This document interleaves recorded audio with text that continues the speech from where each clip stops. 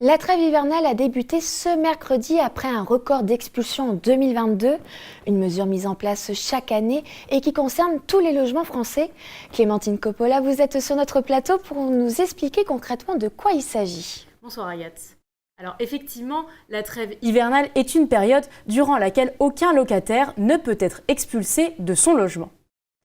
En fait, elle a été instaurée en 1956 pour éviter les expulsions pendant la période la plus froide de l'année. Sa durée a ensuite été allongée par la loi Allure en 2014 qui a fixé les dates que l'on connaît actuellement. Et d'ailleurs, le propriétaire qui ne respecte pas la trêve hivernale commet un délit qui est passable de 3 ans de prison et 30 000 € d'amende. Donc pas d'expulsion, mais cela ne veut pas dire que des procédures judiciaires ne peuvent être lancées.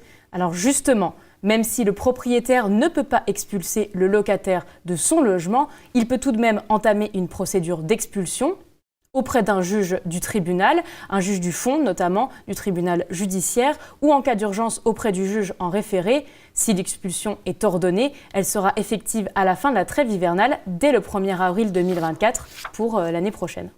Donc cette trêve protège donc une grande partie des locataires, mais malheureusement pas tous. Pourquoi ? Alors, en effet, certaines expulsions restent possibles, à titre exceptionnel, bien sûr, durant cette période.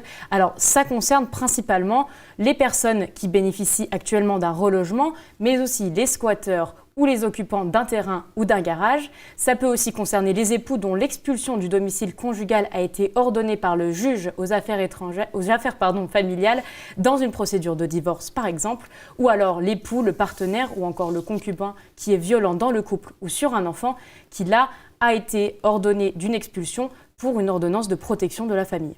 Et cette période concerne également l'énergie dans les logements. Alors, en effet, la trêve hivernale protège le locataire de la sortie du logement, mais aussi contre les coupures d'énergie. Alors, ça concerne principalement l'eau, par exemple, ou le gaz, ou encore l'électricité. Le bailleur ne peut pas la couper dans le logement du locataire.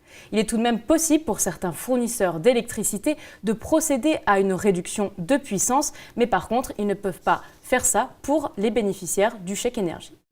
Merci beaucoup Clémentine Coppola de nous en avoir dit plus sur ce sujet.